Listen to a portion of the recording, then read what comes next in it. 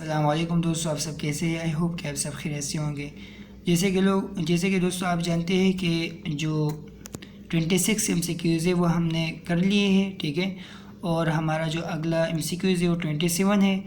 और 26 जो MCQs है वो हमारे पास पार्ट 1 और पार्ट 2 पर मुश्तमिल है, यानी 2 क्लासेज जो है उस पर हम लोग ले चुके हैं, डिटेल से पढ़ाए हैं, ठीक है। कॉन्सेप्ट के साथ सोल्व करने के साथ जो मतलब सोल्व किया हुआ MCQs होता है उसको सोल्व भी किया है और डिटेल से पढ़ाया है। तो अगर आपको वो देखना है तो उसका जो लिंक है वो हमारे पास डिस्क्रिप्शन में मौजूद है, आप वहाँ से देख सकते हैं।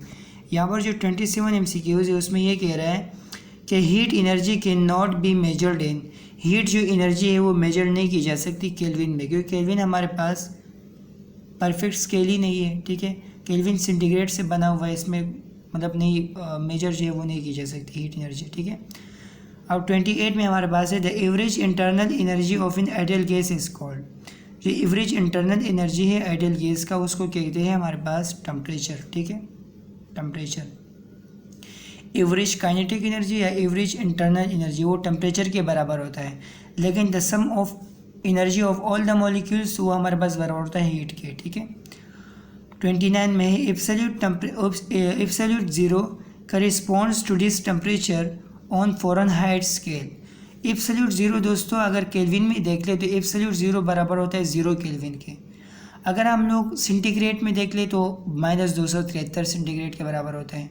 लेकिन अगर हम लोग फ़ारेनहाइट को देखते हैं तो फ़ारेनहाइट में हमारे पास ये बराबर होता है -460 के, ठीक है, -460 के। दरअसल ये एक्चुअल जो बराबर होता है वो है 459.4 फ़ारेनहाइट, लेकिन राउंड ऑफ करके ये भी लिख सकते हैं, ठीक है।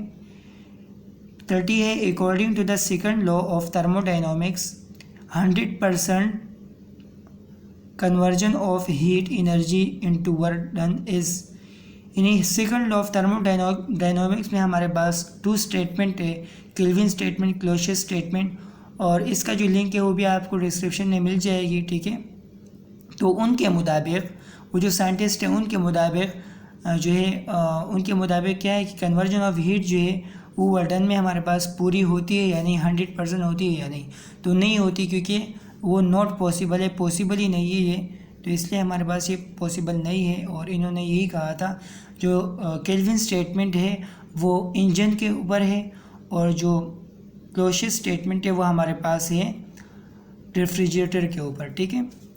तो 31 में हमारे पास if not heat flows into और out of a system the process is called, यानी अगर हीट अंदर भी नहीं जाती हो और बाहर भी नहीं जा रही हो तो उस प्रोसेस को क्या कहते हैं? उस प्रोसेस को एडियाबैटिक प्रोसेस कहते हैं, ठीक है। उसमें जो हीट है वो हमारे पास कांस्टेंट होता है, ठीक है। अब हमारे एडियाबैटिक प्रोसेस एक ऐसा प्रोसेस होता है कि उसमें जो सिस्टम है वो एक्सचेंज नहीं करता अपना टेम्परेचर सराउंडिंग के साथ, यानी सिस्टम सराउंडिंग के साथ अपना टेम्परेचर जो है वो एक्सचेंज नहीं करता, ठीक है।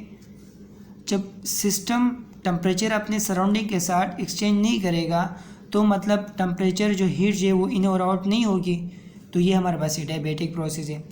32 हमारे पास है thermostat is a device use to keep the, thermostat यानी थर्मस जो हम लोग इसको कहते हैं, हर घर में होता है ये, और ये एक ऐसा हमारे पास डिवाइस है जो हम लोग किस चीज़ के लिए यूज़ करते हैं?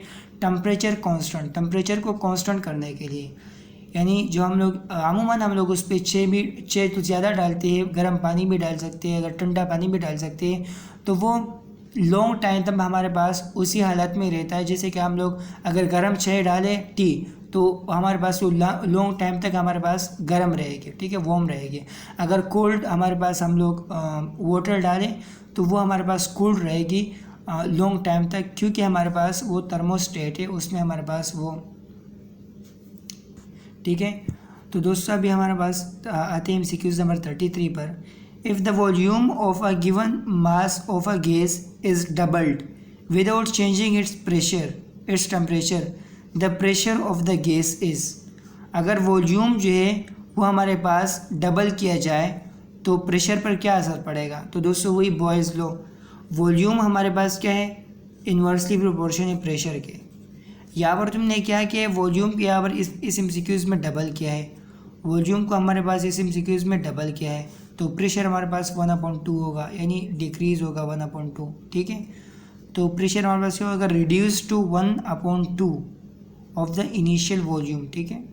ये हमारे पास करेक्ट आंसर है।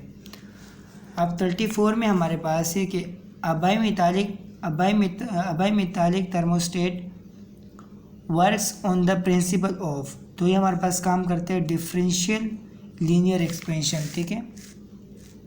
अब हमारे पास है 35, in a P V diagram a line parallel to P axis represent, यानी पीवी डायग्राम में अगर हमारे पास लाइन पैरेलल हो पी एक्सिस में तो वो क्या रिप्रेजेंट करता है, तो वो हमारे पास रिप्रेजेंट करता है आइसोकोरिक। क्या रिप्रेजेंट करता है, आइसोकोरिक, क्योंकि पीवी डायग्राम में हमारे पास जो पीवी डायग्राम है ये ऐसा डायग्राम है पीवी, ठीक है, ये पी है, ठीक है, ये हमारे पास है वी।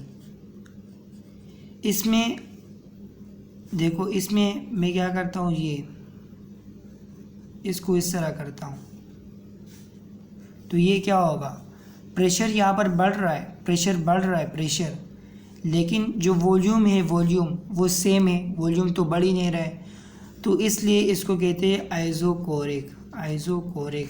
लेकिन इस एमसीक्यूज़ का अगर मैं यूँ कहूँ कि यहाँ पर ऐसा हो रहा है कि उल्टा कहूँ मैं कि प्रेशर है और ये वॉल्यूम है, ठीक है, और ग्राफ जो है वो इस तरह जा रहा है, इस तरफ जा रहा है, तो यहाँ पर क्या बढ़ रहा है, आपको क्या नज़र आ रहा है, वॉल्यूम बढ़ रहा है ना, वॉल्यूम बढ़ रहा है और प्रेशर जो है अपनी जगह पर हमारे पास कांस्टेंट है। तो फिर इस जो डायग्राम है फिर उसको कहते हैं आइसोबैरिक प्रोसेस, ठीक है। आइसोबैरिक, प्रेशर जो है वो कांस्टेंट है, आइसोकोरिक यानी कोरिक मतलब वॉल्यूम जो है वो कांस्टेंट है, ठीक है। अब 236 में हमारे पास है the value of absolute zero on the Fahrenheit scale is. Absolute zero में हमारे पास फ़ारेनहाइट स्केल, यहाँ पास इसकी वैल्यू क्या होती है, एब्सोल्यूट ज़ीरो टेम्परेचर जो फ़ारेनहाइट स्केल में क्या होता है, तो हमारे पास होता है -459.4 फ़ारेनहाइट, ठीक है। A thermodynamic process such as compression और expansion done very quickly will nearly be, एक ऐसा थर्मोडायनामिक प्रोसेस जिसमें कंप्रेशन और एक्सपेंशन बहुत क्विकली हो, बहुत जल्दी हो, तो उसको क्या कहते हैं, तो उस थर्मोडायनामिक्स प्रोसेस को कहते हैं एडियाबैटिक, ठीक है। Win a Cooper